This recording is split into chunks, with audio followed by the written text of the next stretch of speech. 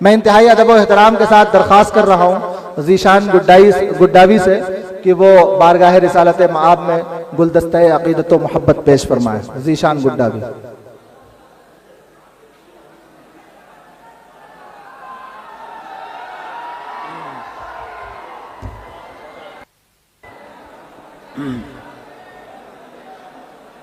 इस्तकबाल कीजिए देवबंद की सरजमीन पर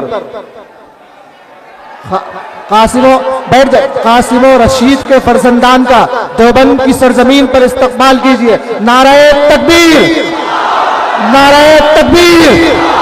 हजरत मौलाना मुफ्ती यासिर नदीमुल वाजिदी, हजरत मौलाना मुफ्ती शमाइल नदवी, हजरत मौलाना मुफ्ती शमाइल नदवी। बस बैठ जाइए, बस बैठ जाइए। आपका जोश निकल गया, बैठ जाइए, बैठ जाइए, बैठ जाइए ताकि नाच शुरू हो सके। बैठ जाओ। मैं इंतहाई अदब व एहतराम के साथ मुफ्ती साहब, मुफ्ती साहब, मुफ्ती साहब आप दरखास्त कर दीजिए एक बार, आपकी बात चलेगी आज। अस्सलाम वालेकुम रहमतुल्लाह। बिल्कुल खामोश हो जाएं। देखें, कल की डिबेट का जो इम्तियाज था ना, वो ये था कि संजीदगी, वकार और मतानत के साथ ये मुकालमा हुआ था ना। आज उसी की निस्बत से हम यहाँ जमा हैं, तो संजीदगी दिखलानी है कि नहीं? इंशाअल्लाह। तो जो लोग यहाँ जमा हैं, यहाँ बैठ सकते हैं, यहाँ बैठ जाएं, बाकी बाहर चले जाएं। वहां स्क्रीन पे नजर आ जाएगा, कंटेंट भी पूरा मिल जाएगा, ये सब होगा। थोड़ा सा, वरना मुश्किल हो जाएगी ना, प्रोग्राम शुरू नहीं हो पाएगा। जो पीछे के हजरात हैं वो थोड़ा पीछे चले जाएं, उतर जाएं, नजर पूरा आ जाएगा इंशाअल्लाह।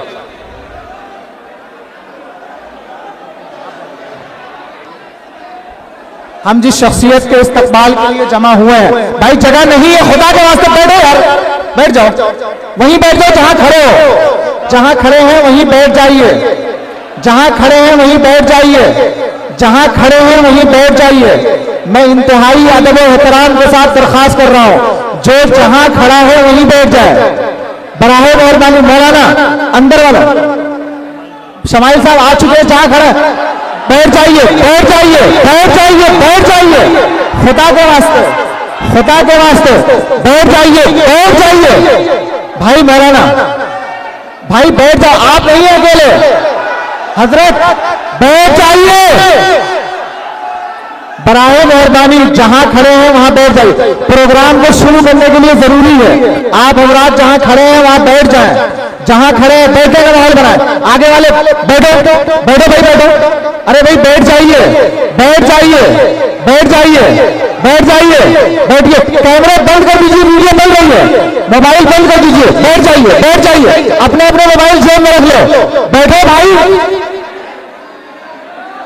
बैठ जाइए, जहां खड़े हैं वहीं बैठ जाइए। भाई वीडियोग्राफर बैठ जाओ भाई, खुदा के बंदो। अगर आप नहीं बैठेंगे पीछे वालों को प्रोग्राम। मैं इंतहाई अदब व एहतराम के साथ दरख्वास्त कर रहा हूं, भाई जहां खड़े हैं वहीं बैठ जाएं। आप भाई बैठ जाइए। नात आप लोगों से मैंने पहले भी गुजारिश करी थी, अजीज तलबा, मैंने पहले भी गुजारिश करी थी। देखिए, आप लोग अगर इस तरह का मामला करेंगे तो क्या मैसेज जाएगा? आपकी मोहब्बतों का बहुत शुक्रिया, मगर इस तरह के अगर हालात पैदा करेंगे तो क्या मैसेज जाएगा? आपसे गुजारिश है कि आप तशरीफ रखें, तशरीफ रखें। मेहमान मुकर्रम तशरीफ ला चुके हैं और बिल्कुल शोर शराबे का माहौल न बनाए। हमारे बीच में बिल्कुल ऐसा माहौल न बनाए। जरूरत है कि आज के इस, भाई आप लोग चुप हो जाएंगे। जरूरत है कि आज के इस प्रोग्राम में हजरतुल उस्ताद, मैं इंतहाई अदब व एहतराम से दरख्वास्त कर रहा हूं ज़ीशान गुड्डावी से कि वो नात पेश फरमाए। देखे भाई, प्रोग्राम शुरू होगा जब आप बैठेंगे। हमारे प्रोग्राम का शुरू होना आपके बैठने पर मौकूफ है, यह दलील तवक्कुफ है, वरना तसलसल लाजिम आ जाएगा। तो आप बैठ जाए और अगर बैठने की गुंजाइश नहीं है तो थोड़ा पीछे हो जाए। जिन लोगों की गुंजाइश है वो यहां बैठ जाएं, अगर जगह नहीं है तो थोड़ा पीछे हो जाएं। और ये दरवाजे खोले, ये दरवाजा खोल दीजिए, दरवाजे खोले।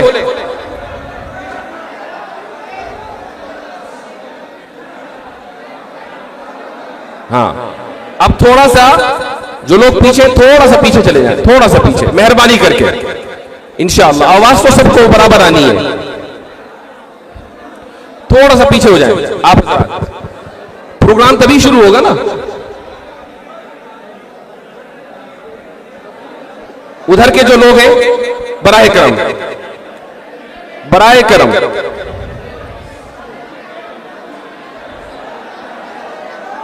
अगर ये सूरत हाल रही तो प्रोग्राम नहीं हो पाएगा। देखें, कल की डिबेट से बहुत ही मुस्बत पैगाम गया है पूरे मुल्क में, नहीं पूरी दुनिया में। तो आज जो ये प्रोग्राम हो रहा है, यहां से भी बहुत मुस्बत पैगाम जाना चाहिए कि बहुत ही ऑर्गेनाइज था, बहुत ही मुरत्तब था, बहुत ही सलीके का था, बड़ी मतानत और संजीदगी से आप हजरात ने सुना। तो ये तो आपका मकाम यही है, लोग आपसे यही तवक्को करते हैं। तो उधर से जो पीछे हजरात है वो थोड़ा सा अगर पीछे हो जाए ना तो यहां बैठने की जगह निकल आएगी।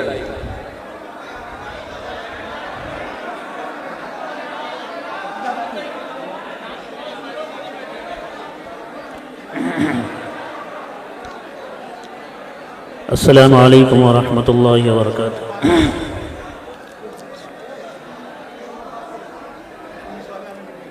दोनों आलम में सल्ले अला की सदा, हुस्न गुलशन में फिर से निखारा गया। दोनों आलम में सल्ले अला की सदा, हुस्न गुलशन में फिर से निखारा गया।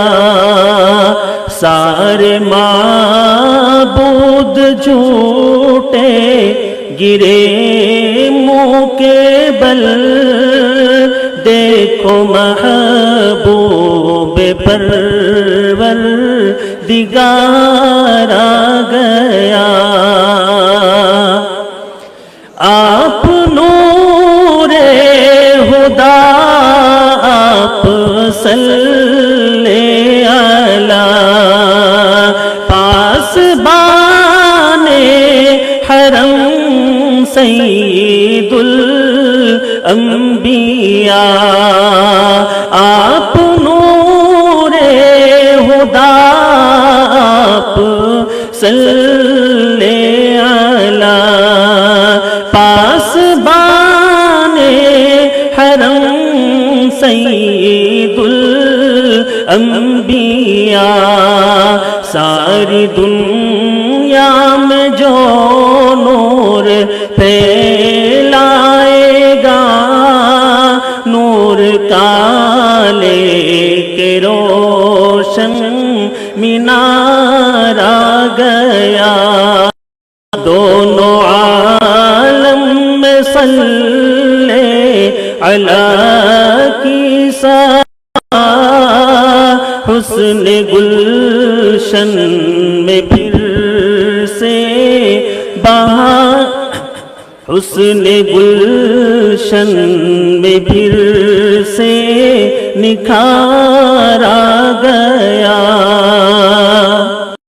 मुंतज़िर थे यहूदो नसारा बहुत, हम में आएगा वो आखिरी रहनुमा।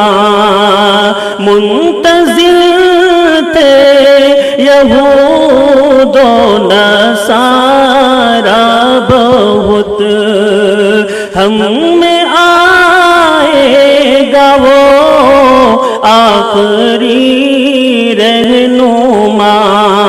सब सब तासुब में कांटे बिछाने लगे, कैसे अरबों में बाले बहार आ गया।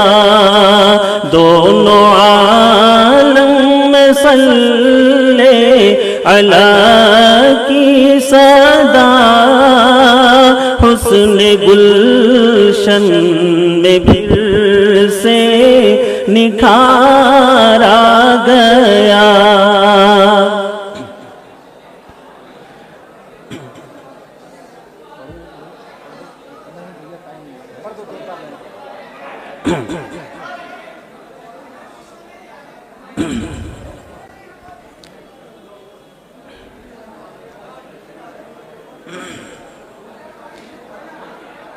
इस शानदार और तारीखी कामयाबी पर तहनीयती कलाम के चंद अशार पेश खिदमत है, मुलाहिज़ा फरमाएं। जलाई हक की शम्ए ज़ो फिशा मुफ्ती शमाइल ने, जलाई हक की शम्ए ज़ो फिशा मुफ्ती शमाइल ने, सुनाई डट के ईमानी अज़ा मुफ्ती शमाइल ने, सुनाई डट के ईमानी अज़ा मुफ्ती शमाइल ने।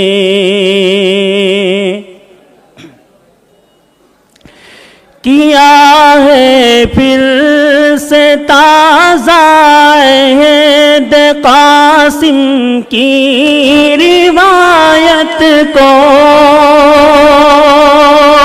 किया है फिर से ताज़ा अहद क़ासिम की रिवायत को, किया दिल को फिर से राएगा मुफ्ती शमाइल ने, सुनाई डट के ईमानी अज़ा मुफ्ती शमाइल ने। लहो गरमा दिया है मिल्लते बेज़ा का ईमान से, लहो गरमा दिया है मिल्लते बेज़ा का ईमान से, रकम की जुर्रतों की दास्तां मुफ्ती शमाइल ने, सुनाई डट के ईमानी अज़ा मुफ्ती शमाइल ने। ये हज़रत मुफ्ती यासिर की दुआओं का असर निकला,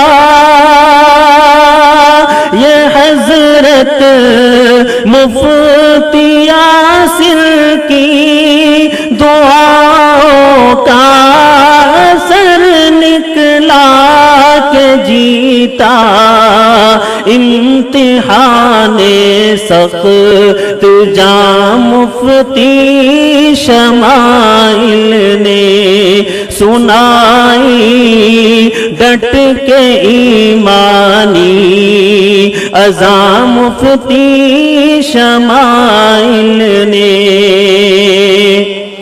अनस इनको मुबारकबाद देता है हर एक मोमिन, अनस इनको मुबारकबाद देता है हर एक मोमिन। हराया, कुफर का एक तर्जमा शमाइल ने सुनाई, डट के ईमानी अज़ाम फती शमाइल।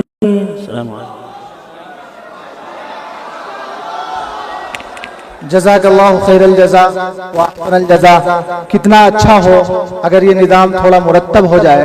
और की डिबेट थी, आप अगर कुछ लोग बाहर चले जाएंगे तो अच्छा होगा। बहरहाल कोई बात नहीं, मैं रहा हूं। और आप ये समझ लीजिए कैमरे का जमाना है, हर चीज नोट होती है। कोई चीज ऐसी नहीं है, कोई चीज ऐसी नहीं है जो हमारी नजरों में है लेकिन दुनिया की नजरों में नहीं है। मैं कर लूं, कोई चीज ऐसी नहीं है जो हमारी नजरों में है और दुनिया उसे नहीं देख रही।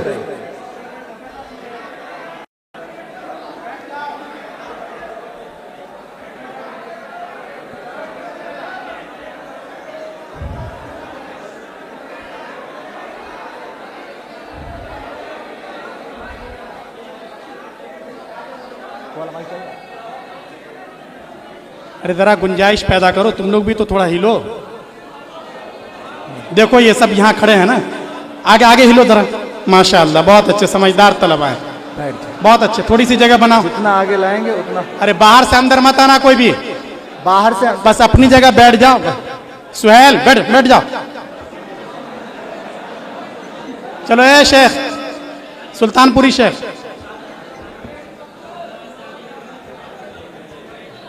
और संजीदगी और वक़ार और मतानत का माहौल बना रहना चाहिए। अरे समझ गए ना, बहुत ही यानी ये इल्मी नौइयत का खालिस फ़िक्री प्रोग्राम है, इसलिए इधर उधर का शोर और शगब बिल्कुल नहीं होना चाहिए इसमें। अरे ये क्या कर रहे हो यहाँ? और ये जो सामने खड़े हैं ना, सामने जो खड़े हैं सुकून के साथ खड़े रहो, अगर बैठने की जगह नहीं है। बहुत शुक्रिया, जज़ाकल्लाहु खैरल जज़ा। सबसे पहले मैं अहालियाने शहर की नुमाइंदगी करते हुए और जमीयत उलमा देवबंद की नुमाइंदगी करते हुए और जमीयत उलमा ज़िला सहारनपुर की नुमाइंदगी करते हुए दरख्वास्त कर रहा हूँ सैयद ज़हीन अहमद साहब से कि वो गुलदस्ता पेश करके मेहमानान निज़ाम का सरजमीन देवबंद में इस्तकबाल फरमाएं।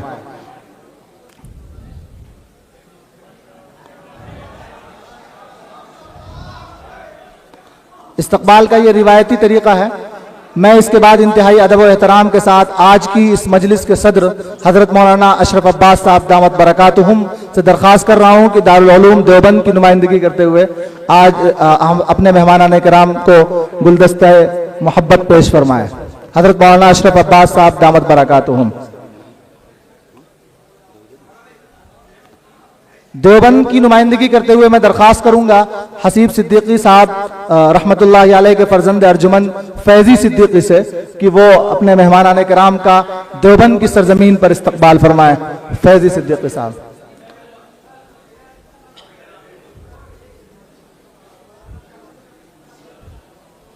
आप हजरत मौलाना हसीब सिद्दीकी साहब रहमतुल्लाह अलैह के फर्जंद अर्जुमंद हैं और जहां हम खड़े हैं ये उन्हीं का फैज है।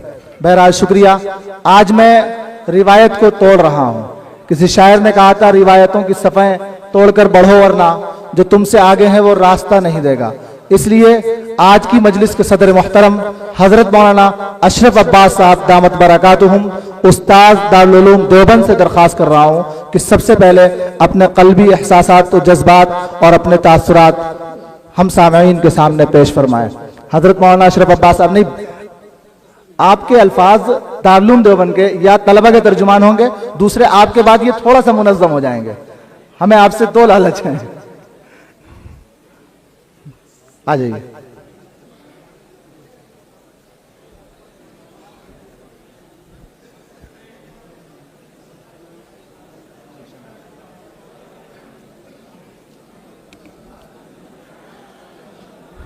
बिस्मिल्लाहिर्रहमानिर्रहीम।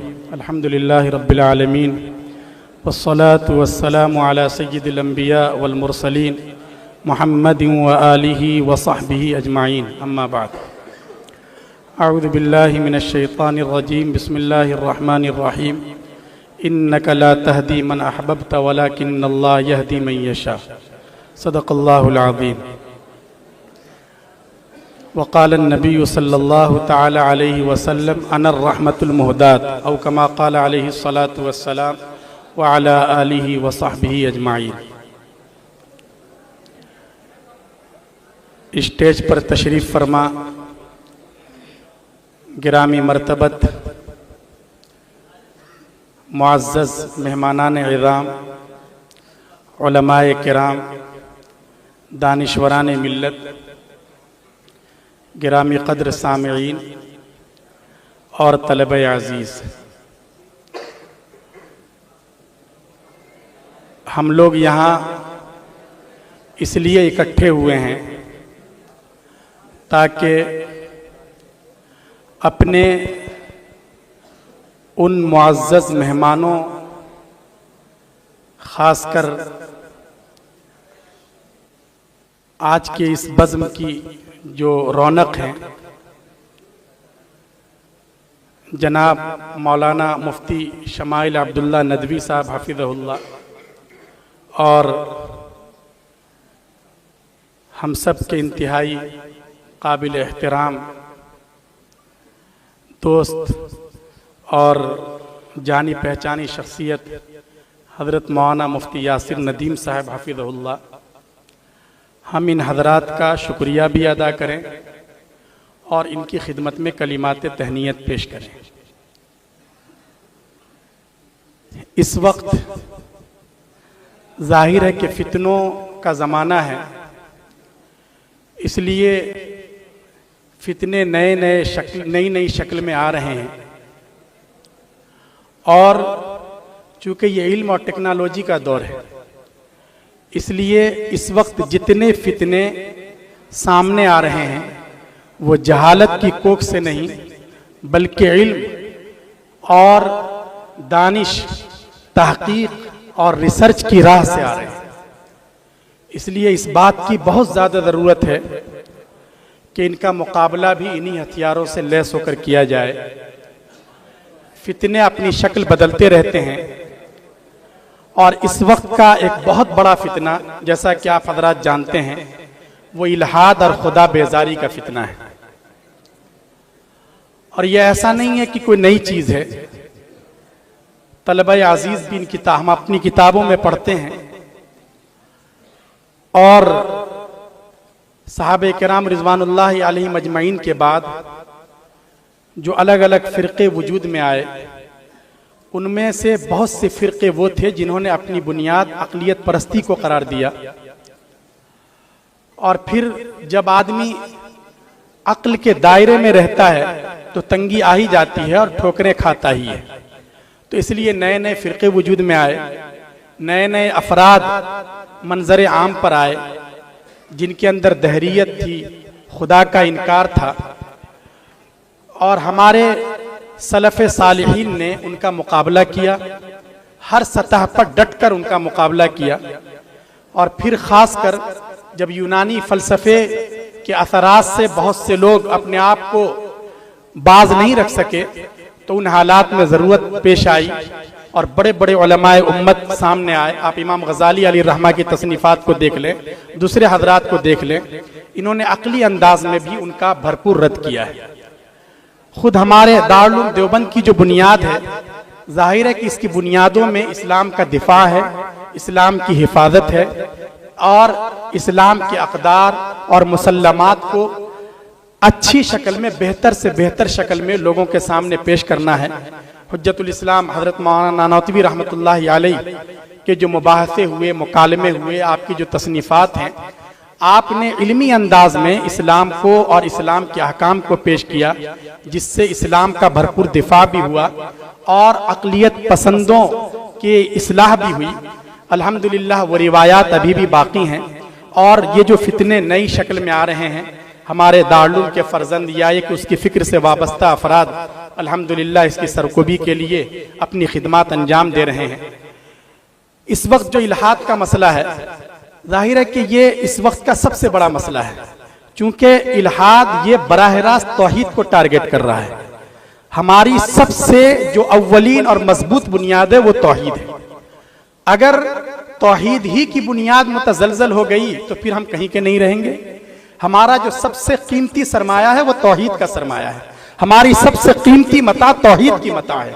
इसलिए इस वक्त बराह रास्त तौहीद को टारगेट करने की कोशिश की जा रही है। ये जितने कवानीन बनाए जा रहे हैं और जितनी अफरा तफरी मचाई जा रही है, प्रोपेगंडे हो रहे हैं, पार्लियामेंट में नए नए कवानीन आ रहे हैं, इन सब का मकसद ये है कि तौहीद की बुनियादों को मुतजलजल किया जाए कानून की राह से। और इस वक्त हिंदुस्तान में खासकर जो तहजीबी बालादस्ती की जंग चल रही है और ये तासुर देने की कोशिश की जा रही है कि इस्लाम अस्कार रफ्ता हो गया है, इस्लाम को अपने निकाह के निज़ाम में, तलाक के निज़ाम में इस्लाह की ज़रूरत है। और ये सब इसलिए है ताकि लोग इस्लाम से दूर हों और दूसरी तहजीब की तरफ देखें। और आप देख रहे हैं पार्लियामेंट में मुस्तकिल बहसें हो रही हैं वंदे मातरम को लेकर, और इसलिए ताकि लोगों में शिर्क के जज्बात पैदा हो सकें और उनकी जो असल बुनियादें हैं उन बुनियादों में रखना पैदा करने की कोशिश की जाए। लेकिन अल्हम्दुलिल्लाह आपके अकाबिर हैं और उलमाए किराम इन कोशिशों और इन साजिशों से पूरी तरह वाकिफ हैं और वो इसका जिस तरह मुकाबला कर सकते हैं मुकाबला करने की कोशिश कर रहे हैं ताकि अपने ईमान की भी हिफाजत हो सके और नस्लों के ईमान की भी हिफाजत हो सके। ये इस वक्त का सबसे बड़ा और अहम मसला है। और इल्हाद की शक्लें बदलती रहती हैं। शुरू में तो मुल्हिदीन ने यह नारा दिया कि मुल्हिद का मतलब था खुदा का इनकार। कोई भी अगर खुदा का मुनकिर हो जाए गोया वो मुल्हिद हो गया।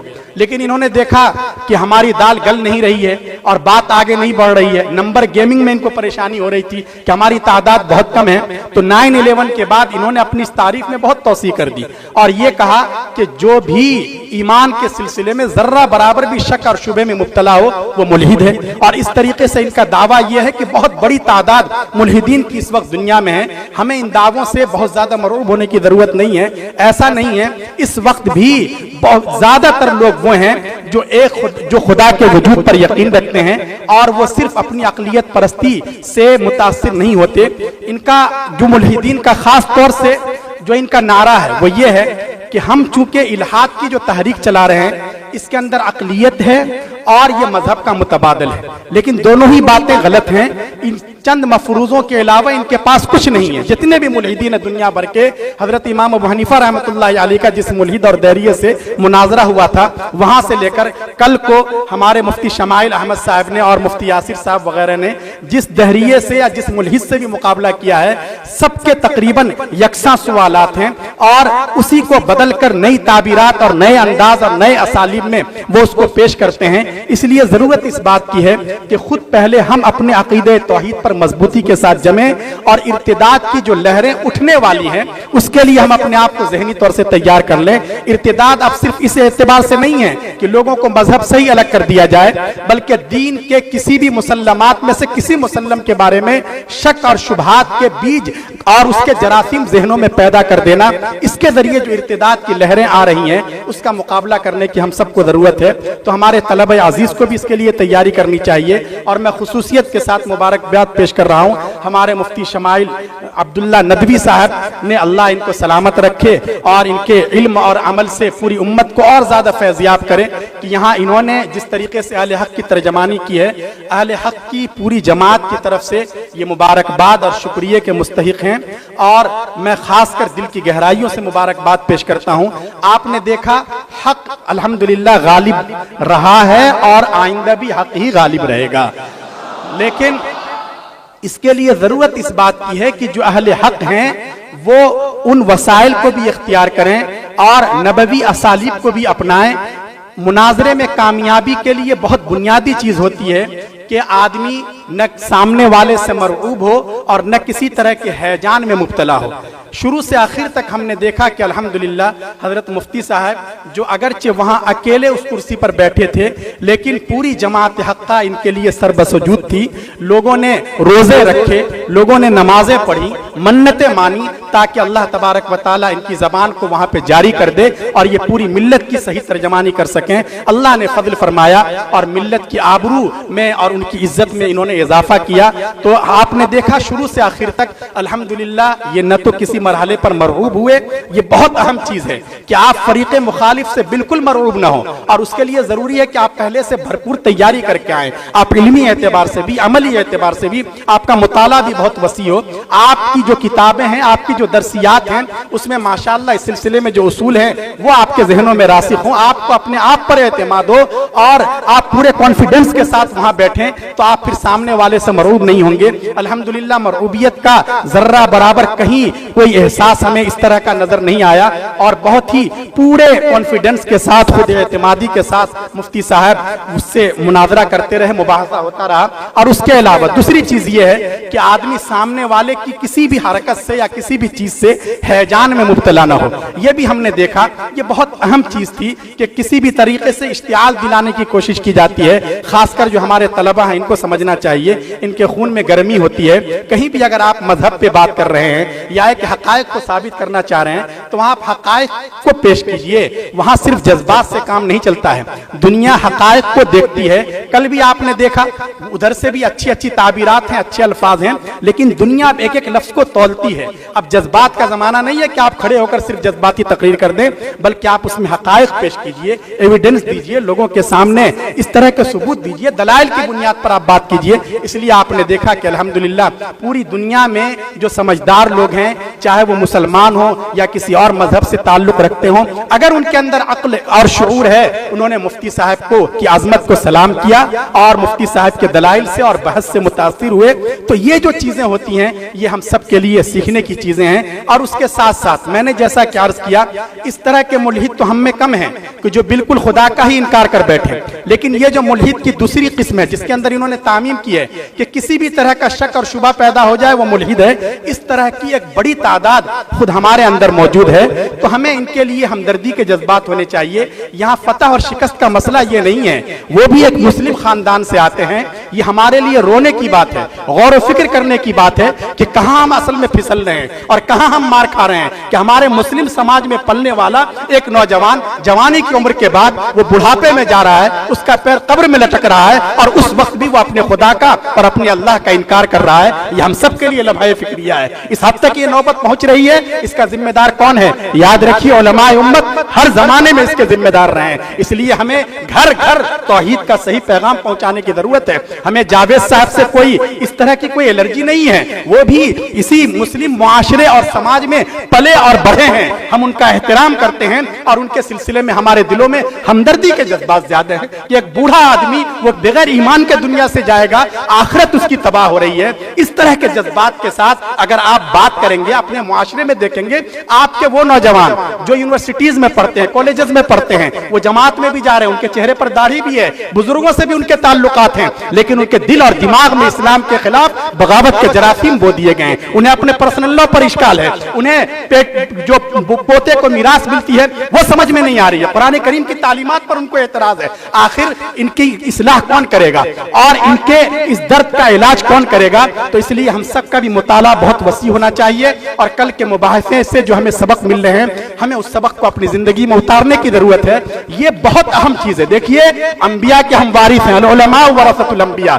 तो क्या मतलब है, किस चीज की वरासत है? ये वरासत दर हकीकत रसूल अकरम सल्लल्लाहु अलैहि वसल्लम के अंदर जो तड़प थी और हिदायत की जो लगन थी, असल में हम उस वरासत, वो जो हमदर्दी और तड़प का जो जज्बा है, वो जज्बा हमारे अंदर वरासत में आना चाहिए। और उसी फिक्र के साथ, जैसे कि हजरत मौलाना यूसुफ साहब कांदलवी रहमतुल्लाह अलैह फरमाया करते थे कि अंबिया की तरह उलमा को भी काम करना है और सूरज की तरह काम करना है। कि सूरज क्या करता है? किसी से मुआवजा तलब नहीं करता, हमें किसी से दाद और इस तरह की किसी चीज की और सिले की परवाह और तमन्ना नहीं होनी चाहिए, फिर काम में इखलास नहीं रहता और काम आगे नहीं बढ़ता।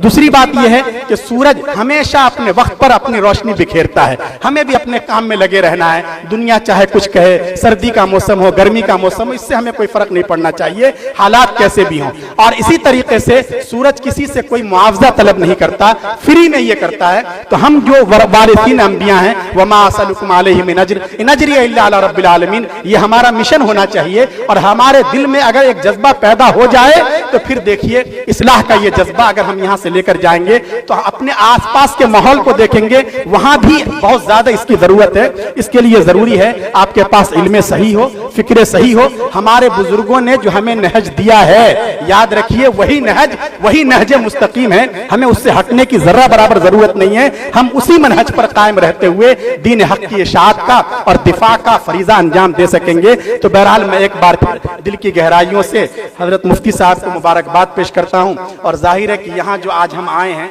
वो कहने के लिए नहीं बल्कि सिर्फ सुनने के लिए आए हैं, और बल्कि मुफ्ती शमाइल अहमद साहब को बहुत से लोग सिर्फ देखने के लिए आए हैं। अल्लाह तबारक व ताला रातों रात किसी की भी अजमत और मोहब्बत दिलों में बिठा देते हैं, ये अल्लाह का फजल होता है। हमारे हजरत मुफ्ती यासिर नदीम साहब, अल्लाह ने इनको जो मकबूलियत और नाफियत अता की है, पूरे उलमाए हक की तरफ से, उलमाए देवबंद की तरफ से खास महाज पर ये फर्ज किफाया का काम अंजाम दे रहे हैं और बहुत बड़ा काम हो रहा है। आप चूंकि बहुत ज्यादा मुमकिन है तलबा को कितनी मालूमात ना हो, लेकिन जब आप बाहर की दुनिया में जाएंगे, आपका जब वास्ता पड़ेगा तो आपको मालूम है कितने लोगों के, सैकड़ों लोगों की ईमान की हिफाजत का जरिया बने हुए हैं।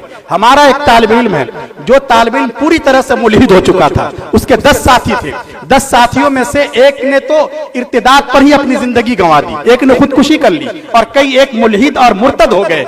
ये भी बिल्कुल इर्तिदाद के दहाने पर था, लेकिन अल्लाह ने फजल फरमाया, उस तालिब इल्म का राब्ता हजरत मुफ्ती यासिर नदीम साहब से हुआ।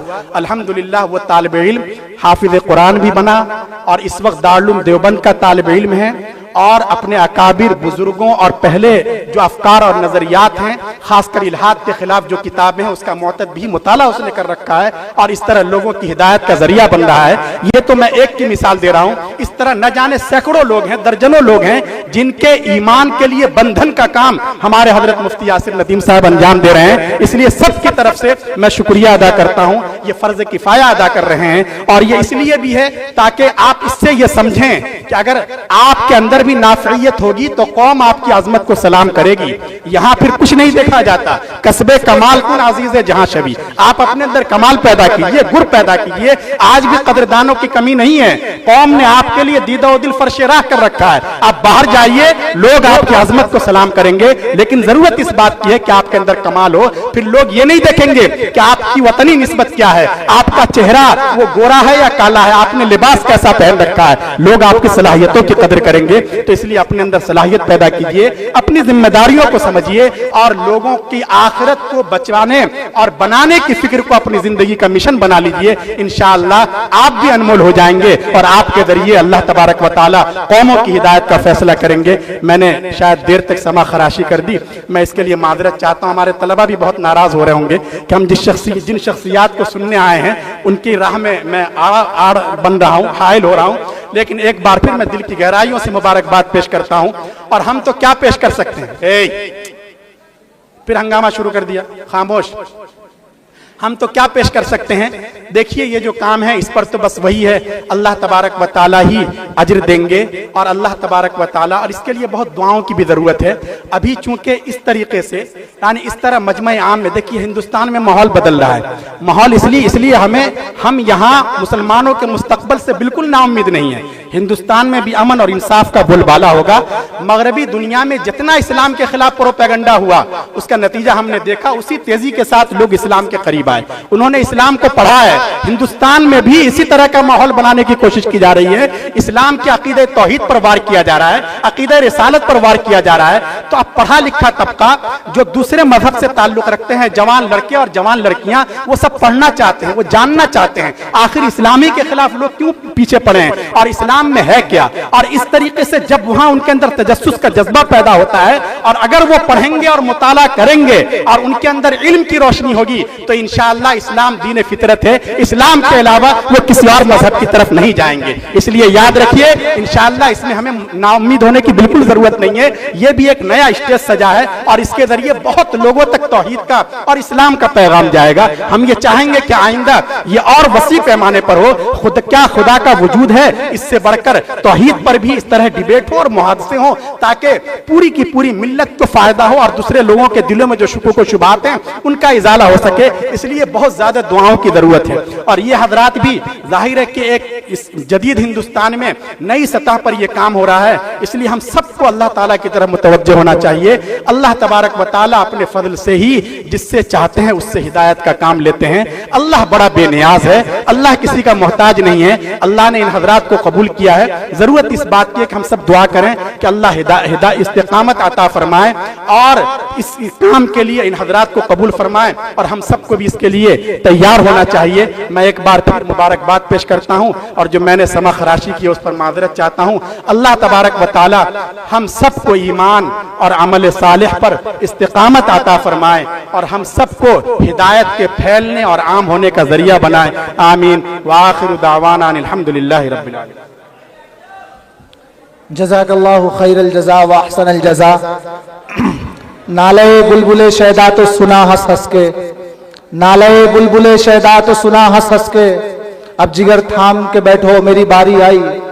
मेरा दिल तो ये था कि आज उन लोगों का भी इस्तकबाल किया जाए जो इस डिबेट के पीछे रहे और जिन्होंने इसके इनेकाद में हर तरह की कोशिश की। उस टीम का भी इस्तकबाल किया जाए जो कैमरे के पीछे मेहनत करती रही, लेकिन वक्त की किल्लत है और मजमा अपने हीरो को सुनना चाहता है।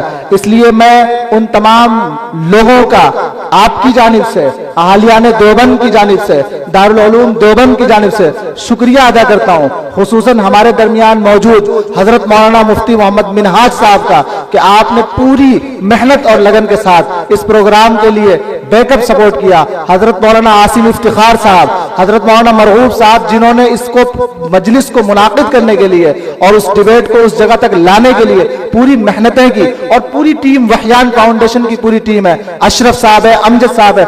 दिल तो ये चाहता था कि हर हीरो का इस्तकबाल हो, लेकिन मौका और मौके की नजाकत ये चाहती है कि सिर्फ और सिर्फ हजरत मौलाना मुफ्ती शमाइल नदवी हो और आप हो और दरमियान से मैं हूं। हट जाऊं, इस्तकबाल करिए मुनाजिर इस्लाम हजरत मौलाना मुफ्ती शमाइल अब्दुल्ला नदवी दामत बरकातुहुम का इस्तकबाल कीजिए। हजरत मौलाना मुफ्ती शमाइल अब्दुल्ला नदवी का।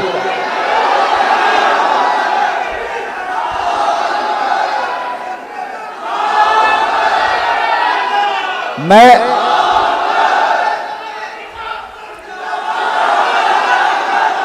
बस शुरू करेंगे तभी चुप होंगे।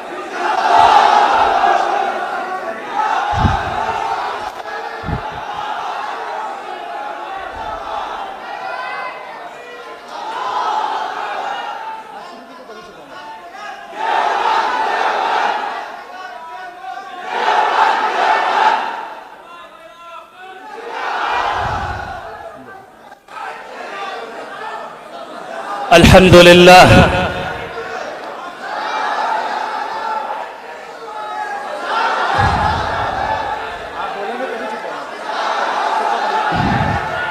अल्हम्दुलिल्लाहिल्लज़ी युक़द्दिमु मन यशाअु बिफ़ज़लिह व युअख़्खिरु मन यशाअु बिअदलिह वल्हम्दु लहु अला इहसानिह वश्शुक्रु लहु अला तौफ़ीक़िही वम्तिनानिह वसल्लल्लाहु वसल्लम अला ख़ातमिन नबिय्यीन व इमामिल मुरसलीन सय्यिदिना मुहम्मद इब्न अब्दिल्लाहिल अमीन व अला आलिहि अत्तय्यिबीन व अस्हाबिहिल गुर्रिल मयामीन मत्तसलत ऐनुन बिनज़र व वअत उज़ुनुन बिख़बर व सल्लम तस्लीमन कसीरन कसीरा।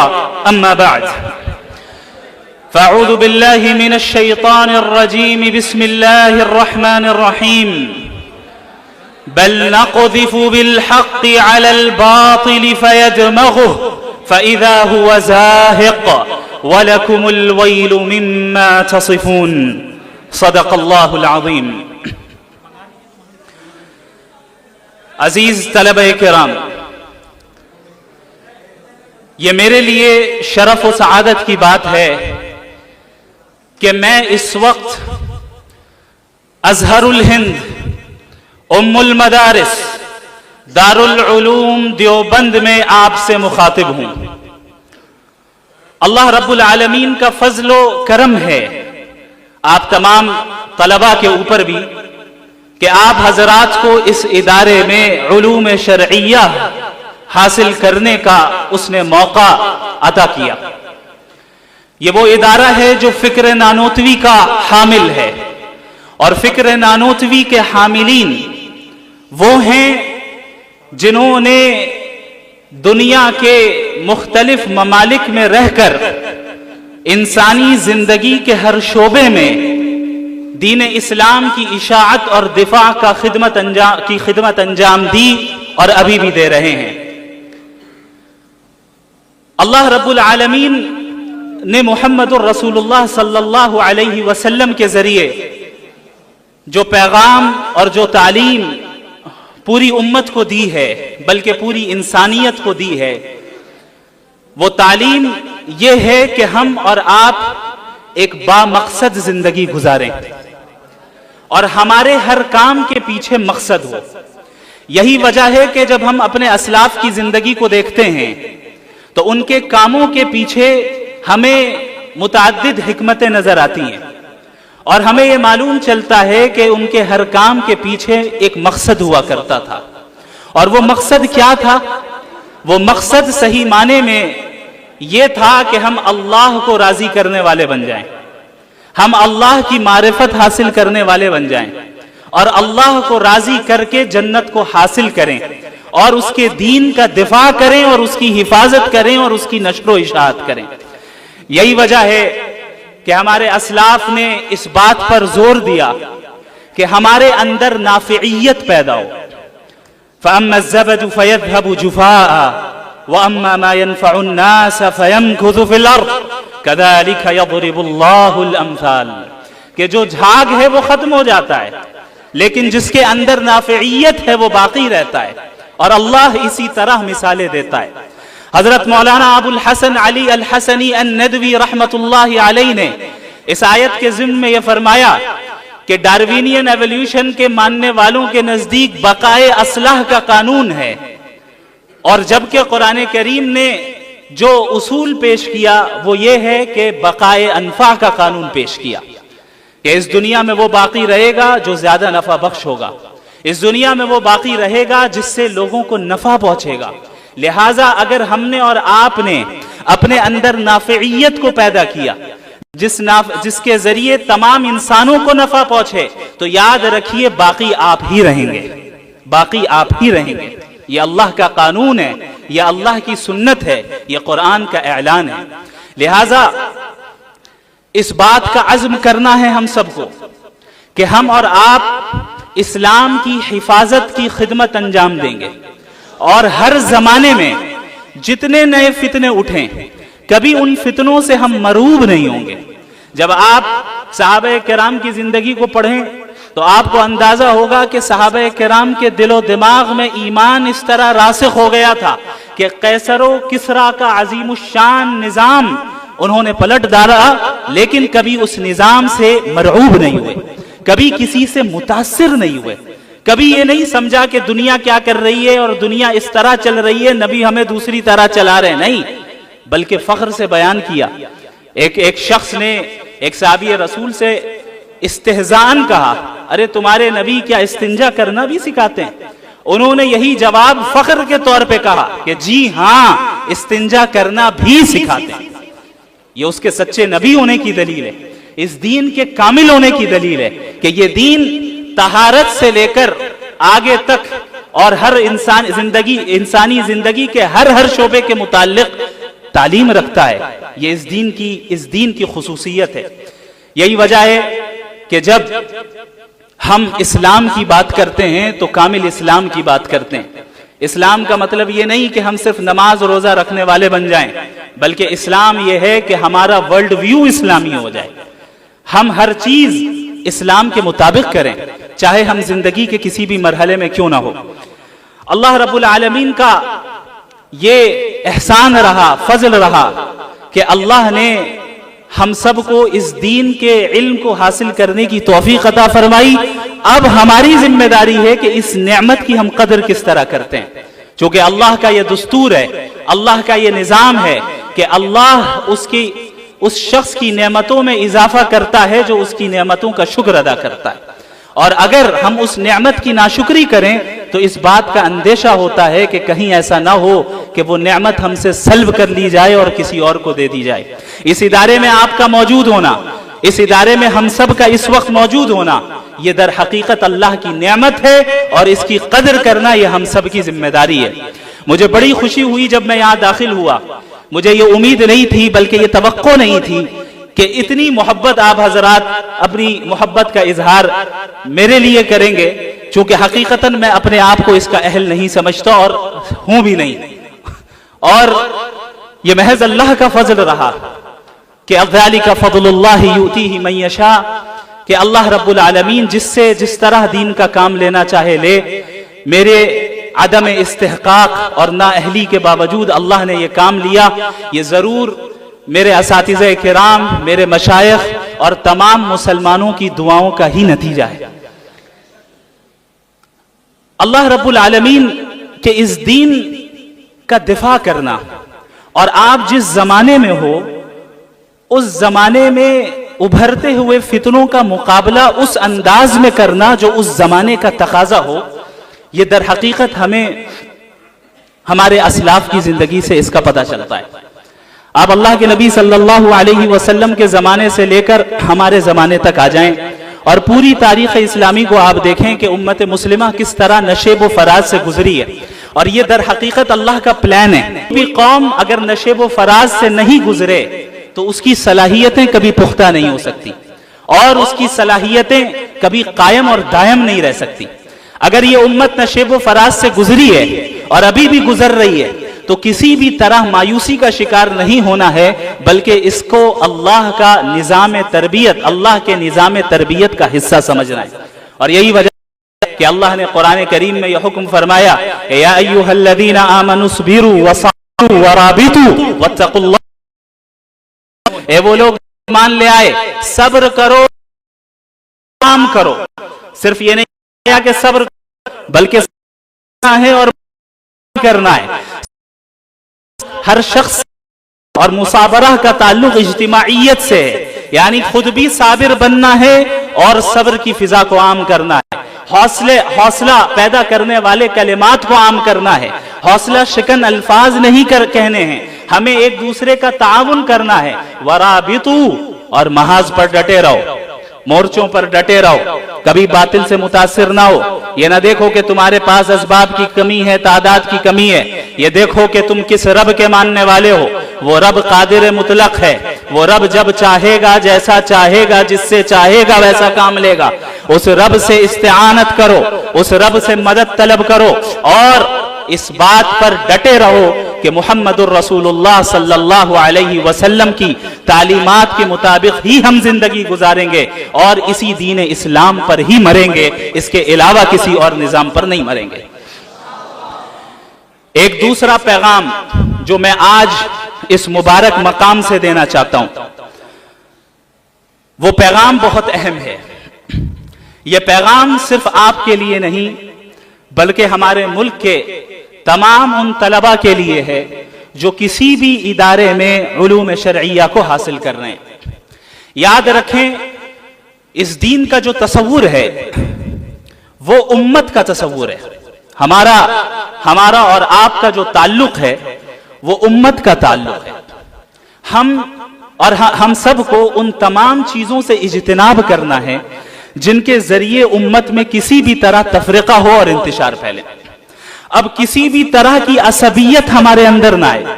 अल्लाह के नबी सल्लल्लाहु अलैहि वसल्लम की जब बिअसत हुई तो अलग अलग किस्म की असबियतें मौजूद थी।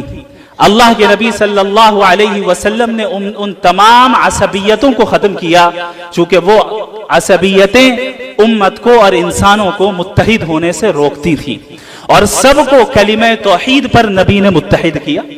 औस और खजरज, आप हजरात मुझसे ज्यादा जानते हैं कि यसरिब में ये जो दो कबीले थे आपस में किस तरह लड़ते थे। आपस में एक दूसरे के खिलाफ किस तरह साजिशें करते थे, लेकिन अल्लाह के नबी सल्लल्लाहु अलैहि वसल्लम ने कबाइली असबियत को खत्म किया और कलेमा तौहीद पर सारी उम्मत को और अहले यस्रिब को मुत्तहिद किया। यह इस बात का पैगाम है कि देख लो, हमारे मिजाज में इख्तिलाफ तो हो सकता है, जुज़वी चीजों में इख्तिलाफ हो सकता है, लेकिन अकीदे और उसूल में हम सब मुत्तफिक हैं।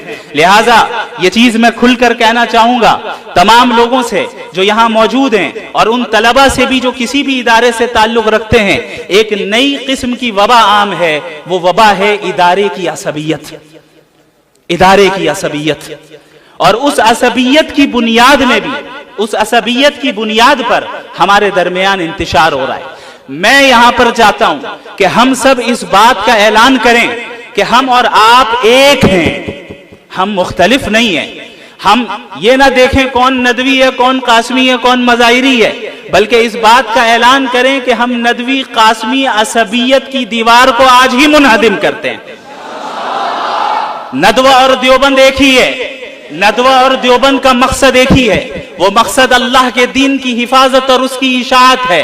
तरीक़े कार में इख्तिलाफ हो सकता है, जुज़ियात में इख्तिलाफ हो सकता है, और ये इस उम्मत की खूबी है, इसे तस्लीम करना है। अल्लाह रब्बुल आलमीन से मैं दुआ गो हूं कि आप तमाम हजरात को जज़ाए खैर अता फरमाए। यह आप हजरात की दुआओं का नतीजा है कि जो कुछ भी अल्लाह ने कल टूटी फूटी बातें मेरी जुबान से कहलवा दी, महज उसका फजल है और उसके बाद आप हजरात की दुआएं। और मैं एक चीज और बताऊं कि इस डिबेट और मुनाजरे को जो अंजाम दिया हमने, इसकी आखिरी तैयारी इसी सरजमीन देवबंद में हुई, अल्हम्दुलिल्लाह।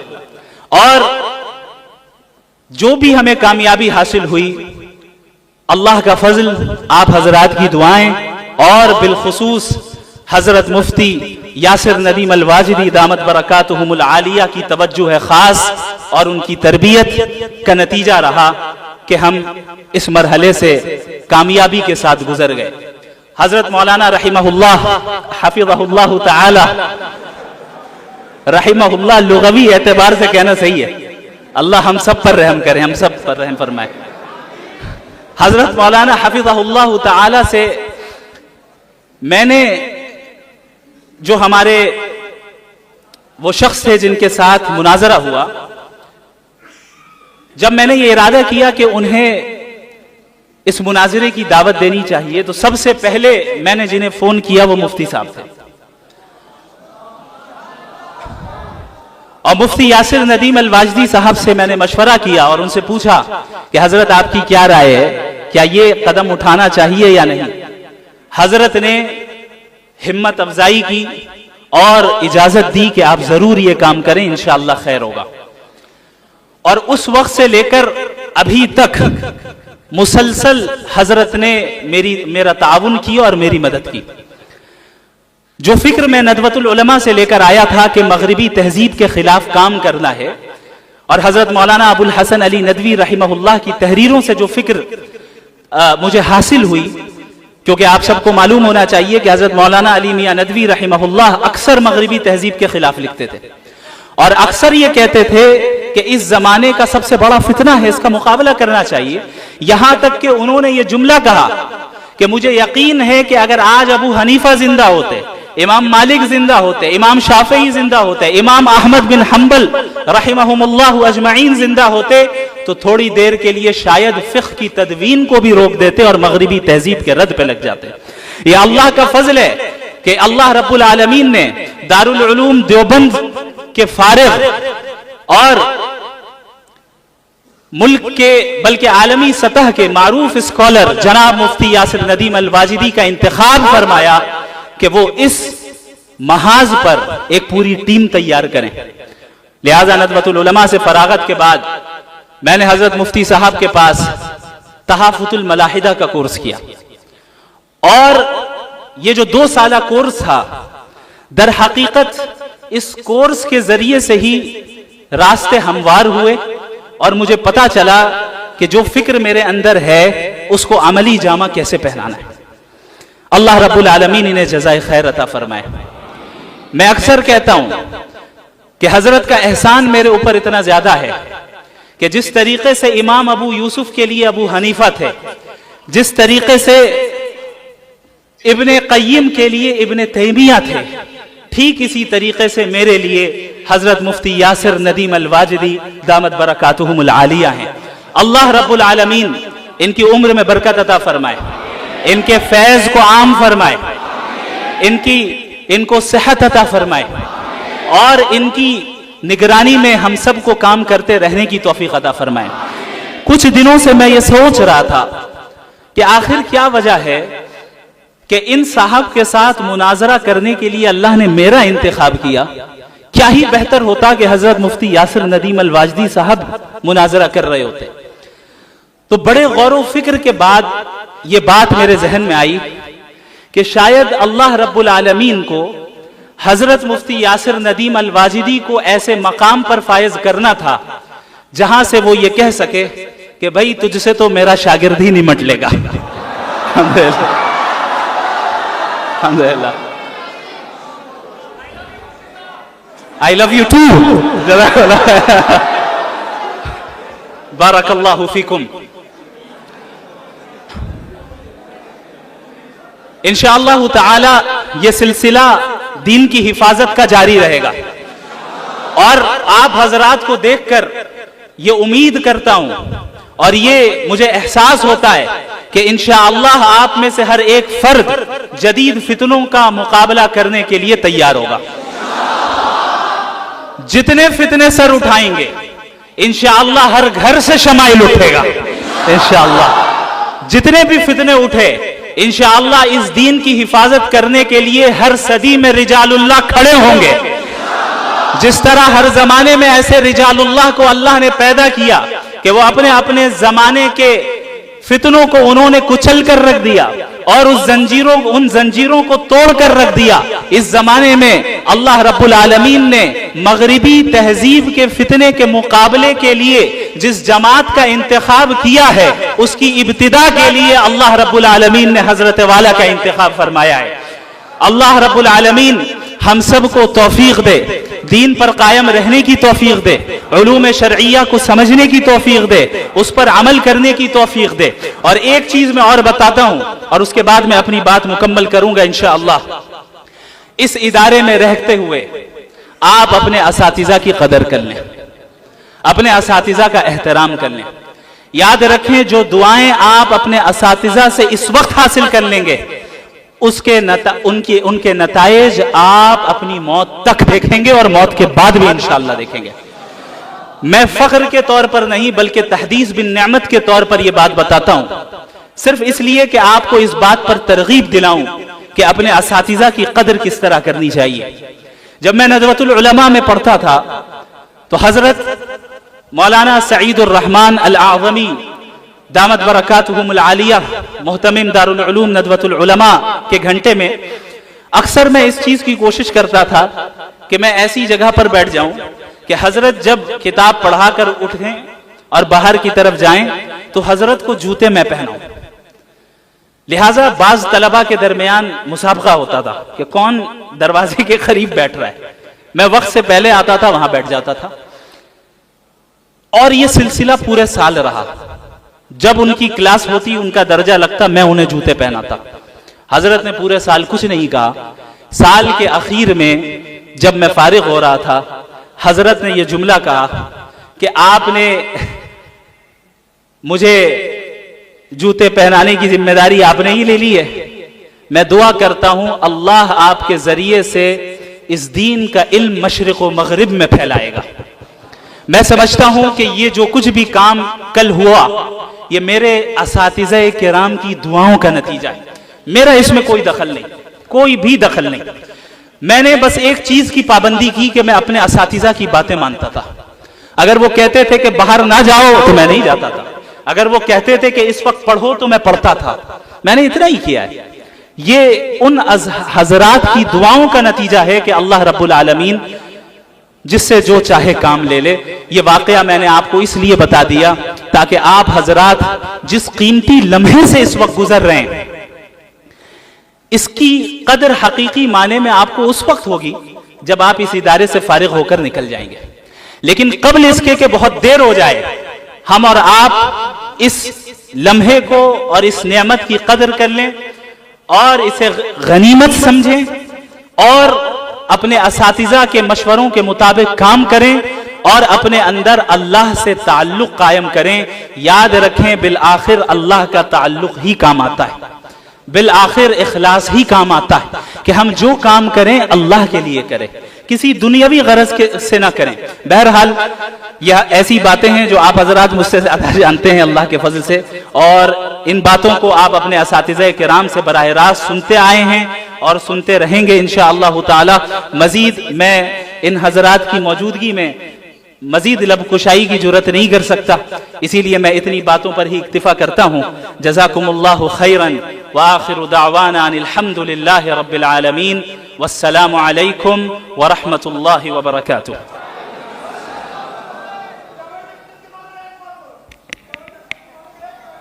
जज़ाकुमुल्लाहु खैरल जज़ा। तशरीफ़ रखिए। बहुत कीमती बातें आपने बयान फरमाई। बगैर किसी तमहीद के हमारे इस प्रोग्राम की कई कड़ियाँ थीं, हमने तमाम ख़त्म कर दी। जमीयत उलमा उत्तर प्रदेश के नायब सदर हज़रत मौलाना सैयद मोहम्मद मदनी साहब की तरफ से तहनीयत का पैगाम था जिसको पढ़ना था, लेकिन वक्त की किल्लत है, इसलिए वो पैगाम मैं दरख्वास्त करूँगा कि सैयद ज़हीन अहमद साहब पेश कर दें, और पढ़ने का उसका मौका नहीं है। मैं बगैर किसी तमहीद के और बगैर कुछ कहे आज के इस प्रोग्राम के मीर महफिल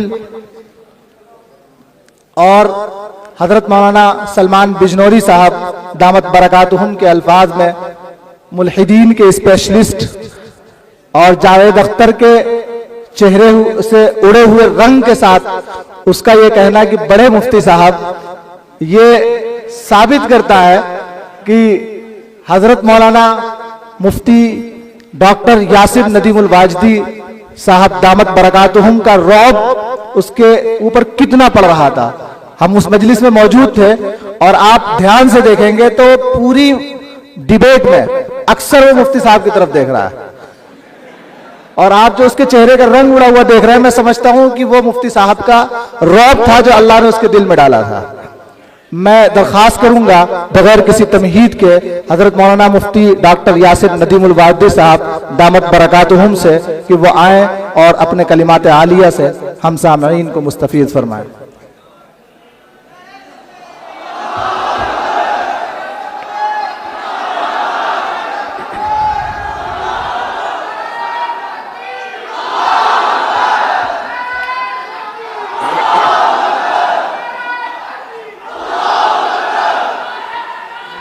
ठीक।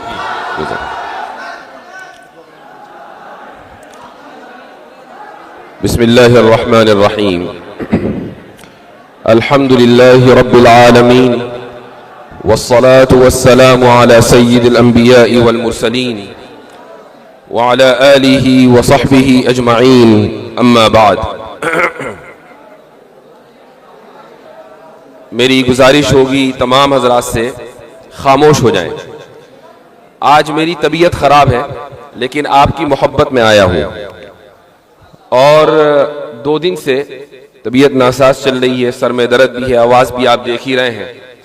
तो आपकी खामोशी के ऊपर मेरी पैगाम रसानी मौकूफ है। फिर वही दलील तवक्कुफ आ गई, तो आर्ग्यूमेंट ऑफ कंटिजेंसी।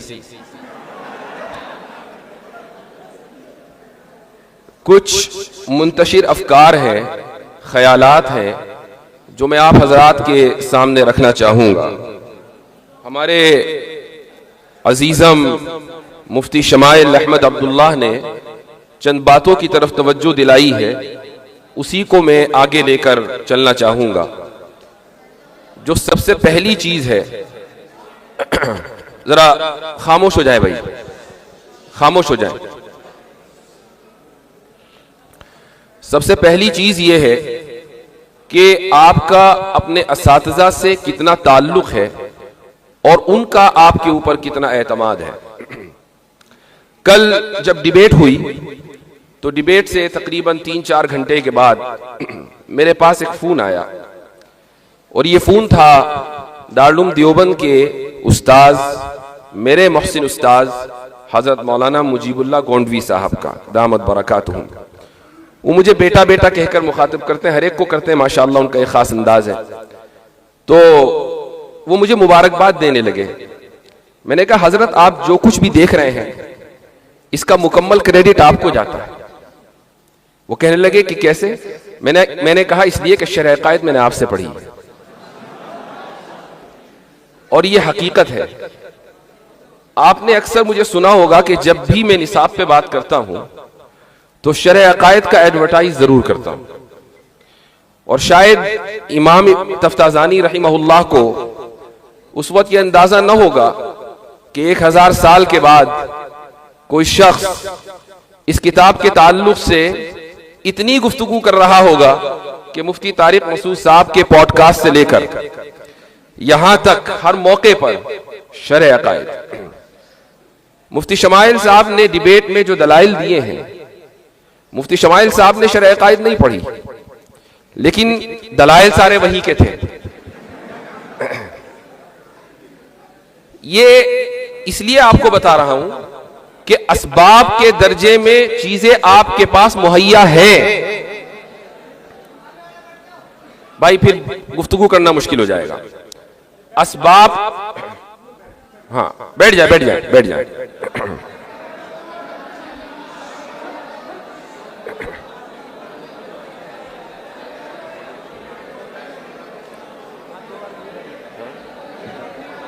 बैठ जाए बैठ जाए बैठ जाए,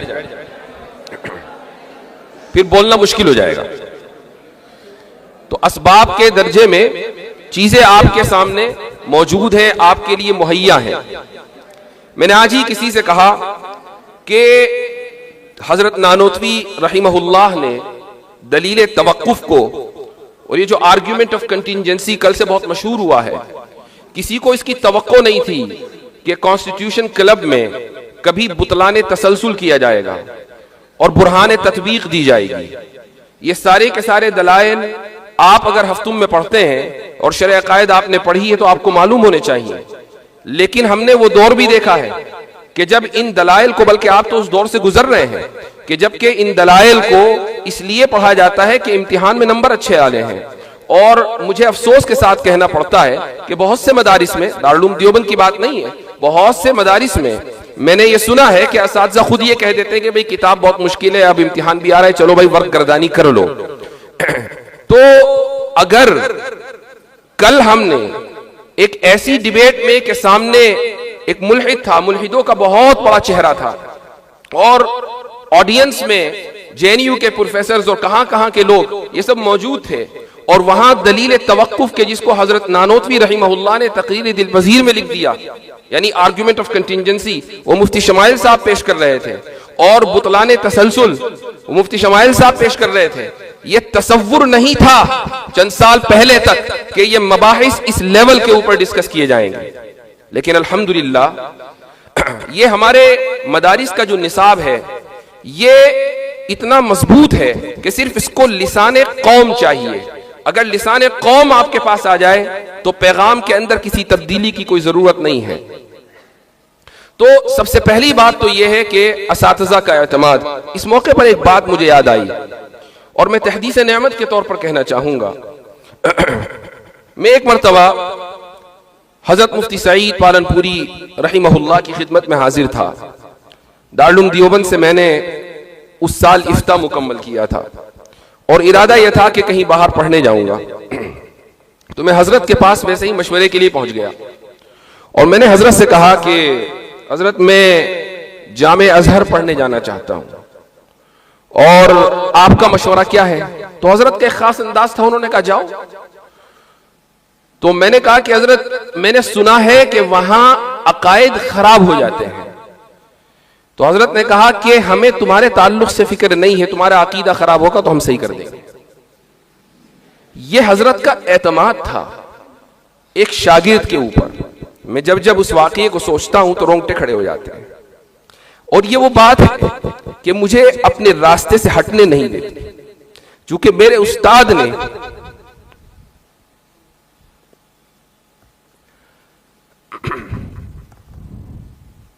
मेरे उस्ताद ने जो एतमाद मुझ पे किया था, उस एतमाद की लाज रखनी बहुत जरूरी है और इंशाअल्लाह मैं लाज रखूंगा और आप हजरात की दुआएं शामिल हाल रहेंगी और आप भी अपने असातिज़ा की दुआओं की लाज रखेंगे। इस डिबेट का जो नतीजा है वो बहुत से लोग अलग अलग अंदाज से इसको जिक्र कर रहे हैं, लेकिन मैं एक बहुत ही अहम चीज की तरफ तवज्जो दिलाना चाहूंगा और वो ये कि हमारी बिरादरी में, उलमा की बिरादरी हो, तलबा की बिरादरी हो, उसमें एक चीज के ताल्लुक से जो एहसास पाया जाता है और वो ये है कि इल्म कलाम का इह्या होना बहुत जरूरी है। चूंकि कल की पूरी डिबेट इल्म कलाम से मुताल्लिक थी, हम इल्म कलाम का लफ्ज पढ़ते हैं, इस इस्तिलाह से वाकिफ हैं और इस फन की एक किताब भी पढ़ लेते हैं, लेकिन हमारे पास किताबों का, खुद हमारे अकाबिर की किताबों का लिखा हुआ जो जखीरा है, हम उससे बिल्कुल नाबलद हैं। मैं चंद बातें आपके सामने रखूंगा, आपको हैरत होगी कि हमारे अकाबिर किस दर्जे के ऊपर जाकर सोच रहे थे। मिसाल के तौर पर अल्लामा कश्मीरी रहमहुल्लाह ने एक किताब लिखी मिरकातुत तारम लिहुदूसिल आलम, उस पर एक मकाला भी मैंने अभी जो पिछले हफ्ते सेमिनार हुआ था उसमें लिखा था। इस मौके पर मुझे ये किताब पढ़ने का इत्तेफाक हुआ।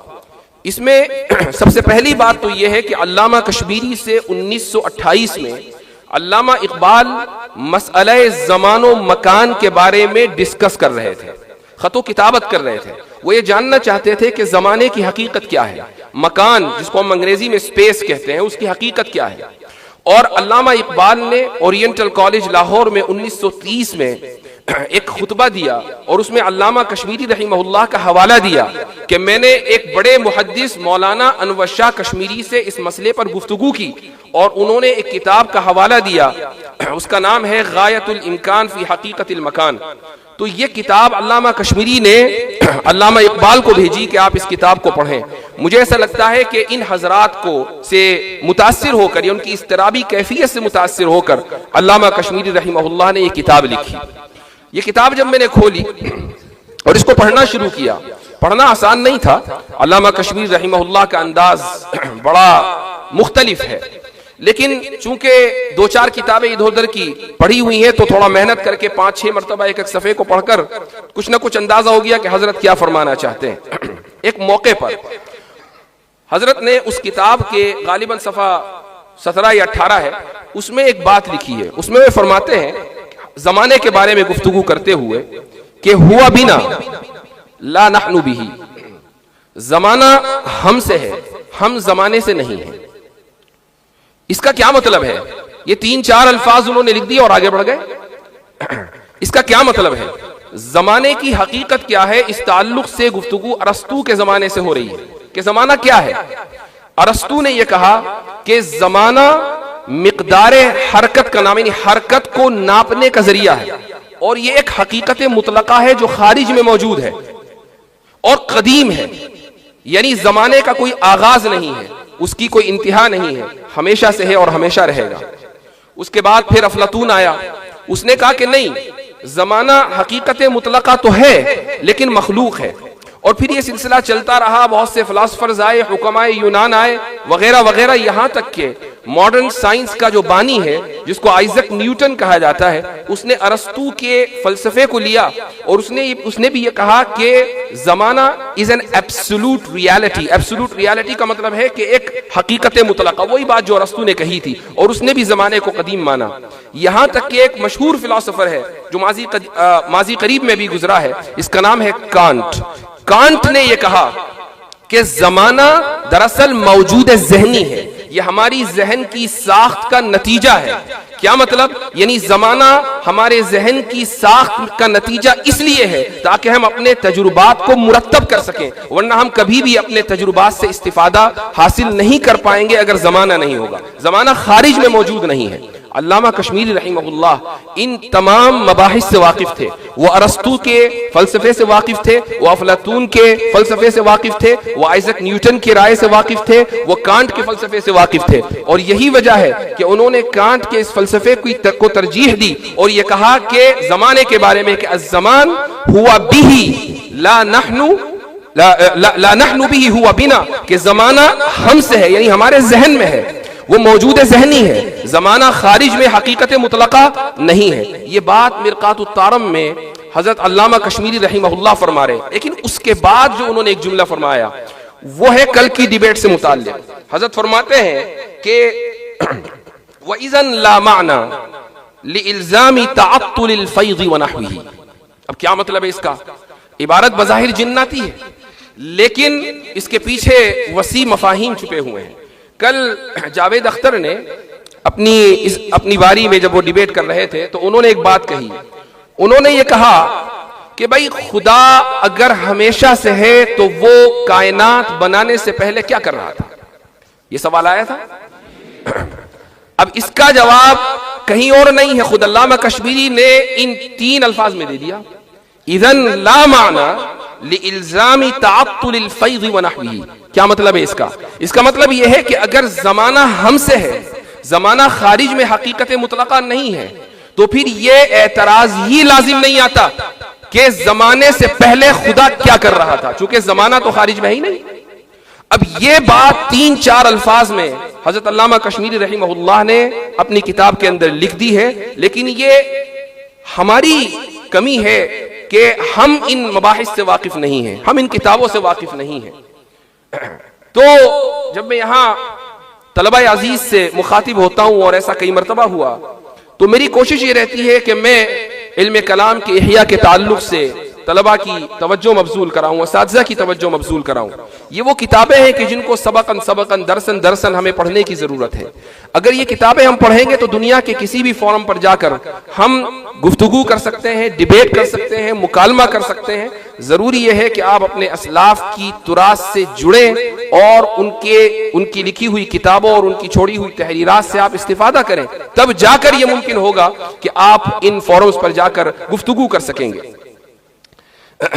एक और बात कल की डिबेट में आई थी, और वो ये थी कि जब वैसे आमतौर से सवाल जवाब होता है और खुसूसन जब इतना टेंस्ड माहौल हो, आपको इसका अंदाजा नहीं है, जो कि हम उस कमरे में मौजूद थे जहां 200 अफराद थे और माहौल बड़ा टेंस था।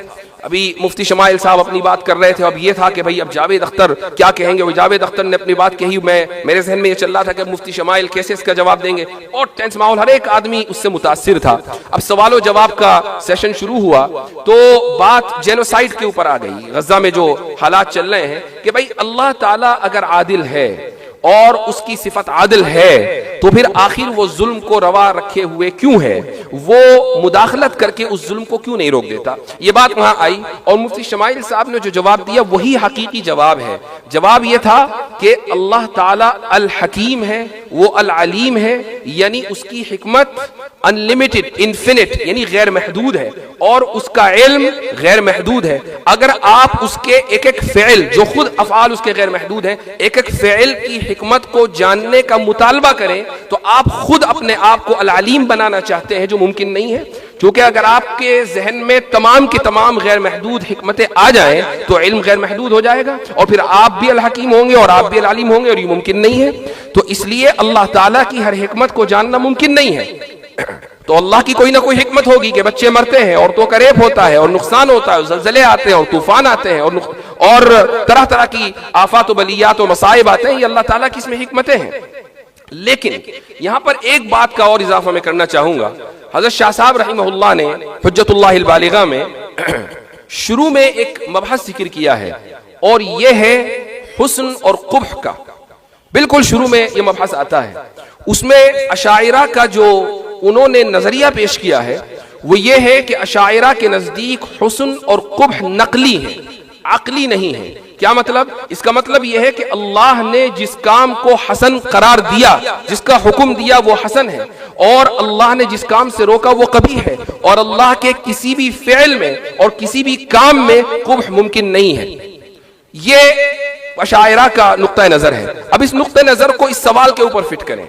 जब अल्लाह का कोई भी काम कबीह नहीं है, उसका हर काम हसन है, और मालिकुल मुल्क है, वो अपनी मिल्कियत में जिस तरीके से चाहे तसर्रुफ करे। आप लिबरल्स को ये कहें कि भाई तुम औरतों को अबॉर्शन की इजाजत देते हो, क्यों?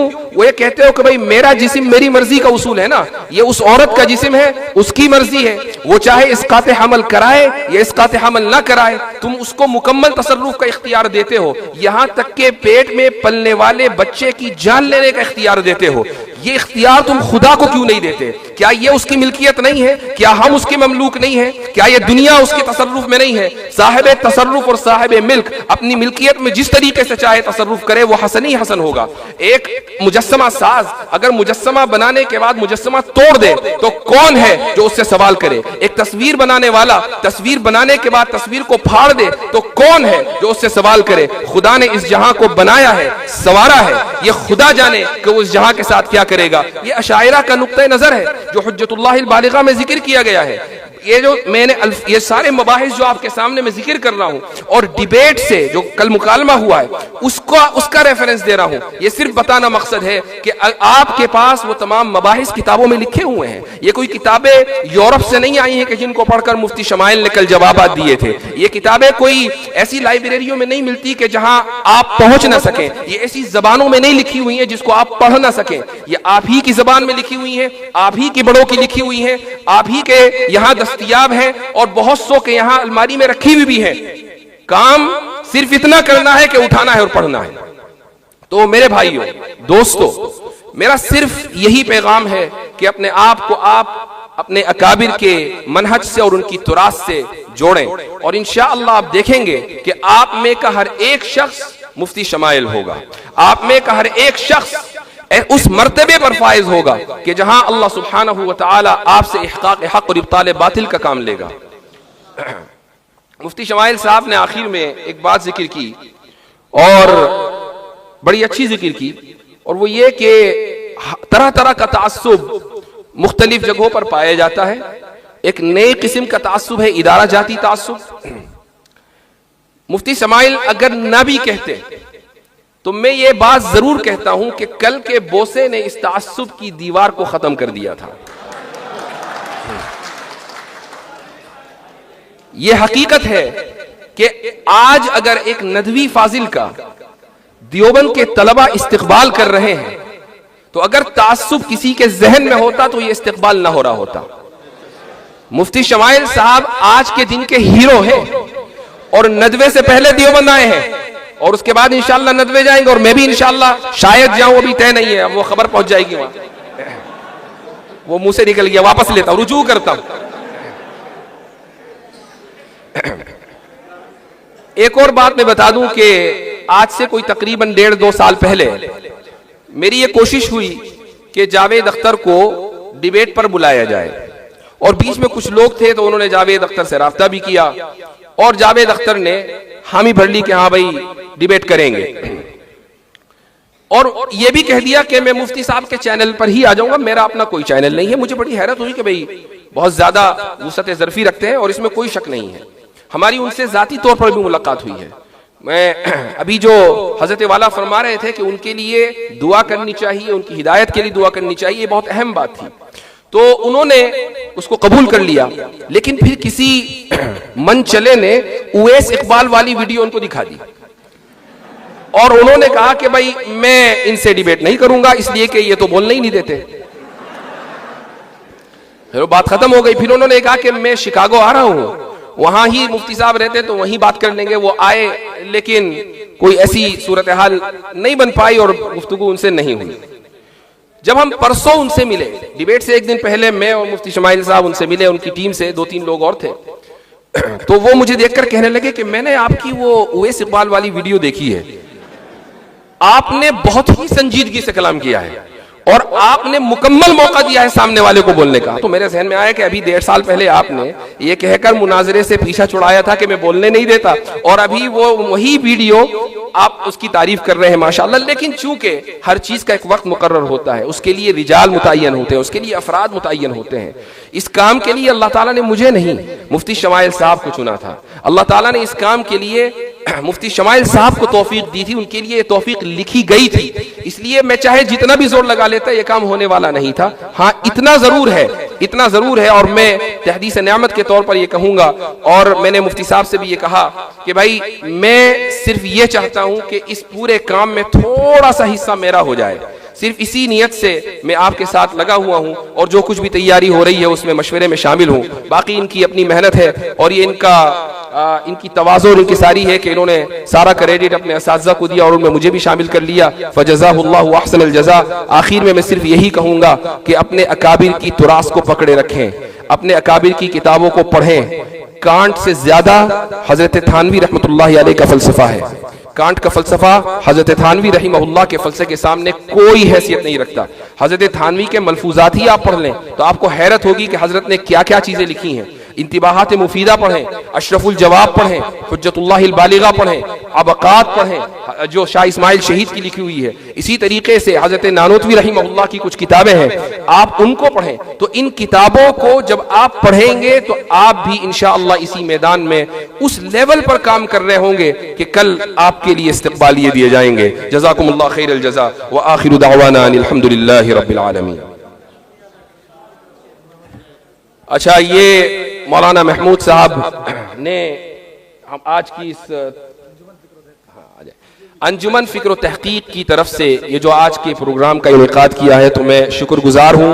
अपनी तरफ से भी शुक्रिया अदा करता हूँ, मुफ्ती शमाइल साहब की तरफ से भी शुक्रिया अदा करता हूँ कि आप हजरात ने हमें यहाँ बुलाया, याद किया और तलबा के सामने आप हमें लेकर आए। फजज़ाकुमुल्लाहु खैरल जज़ा। जज़ाकुमुल्लाहु खैरल जज़ा व अहसनल जज़ा। नहीं भाई, सवालात की मजलिस नहीं है, बराए मेहरबानी दुआ होगी उसके बाद ख़त्म हो जाएगा। मैं आज की इस मजलिस में मौजूद तमाम मेहमानान किराम, दारुल वक्फ देवबंद और दीगर मदारिस इस्लामिया के तलबा का शुक्रिया अदा करता हूँ। दारुल वक्फ देवबंद की नुमाइंदगी हुई है, जमीयत उलमा की नुमाइंदगी हुई है। मैं तमाम हजरात का शुक्रिया अदा करता हूँ और उन तमाम लोगों का भी शुक्रिया करता हूँ जिन्होंने डिबेट के इनेकाद में किसी भी तरह की कोशिश की। मैं इंतहाई अदब और एहतराम के साथ दारुल देवबंद के उस्ताद हजरत मौलाना सदाकत साहब से दरख्वास्त कर रहा हूँ कि वो इस मजलिस का दुआ फरमाए और दुआ के बाद इख्तिताम हो जाएगा। एक दरख्वास्त मैं तमाम लोगों से, और उससे पहले मैं अपनी दरख्वास्त के बाद हजरत मौलाना अशरफ अब्बास साहब से कहूँगा वो भी दरख्वास्त करते हैं। तमाम मेहमानान किराम को निकलना है, बराहे मेहरबानी।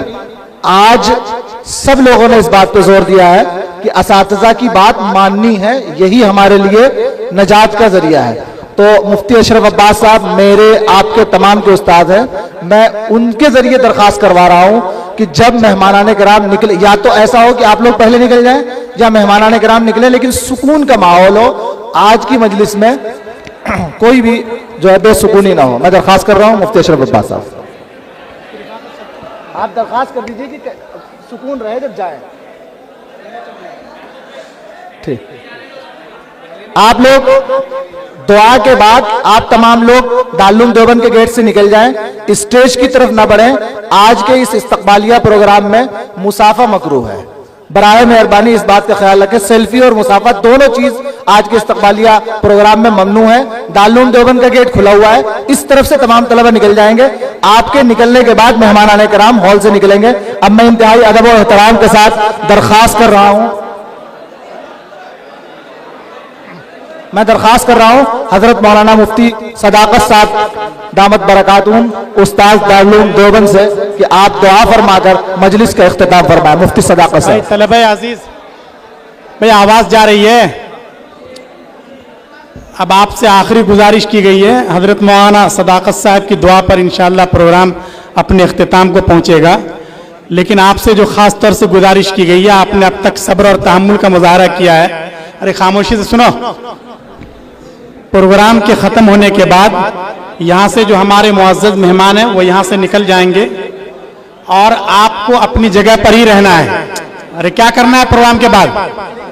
अपनी जगह पे ही रहना है, किसी को यहाँ से हिलना नहीं है। जो बैठे हैं वो बैठे रहेंगे और जो खड़े हैं वो खड़े रहेंगे। मेहमान यहाँ से निकल जाएंगे, उसके बाद आप हजरात जाएंगे, ठीक है? अरे इसका वादा कर रहे हो इंशाअल्लाह, ताकि किसी किस्म की बदनज़मी ना हो। सबको इसका ख्याल रखना है। हजरत मौलाना दुआ करें।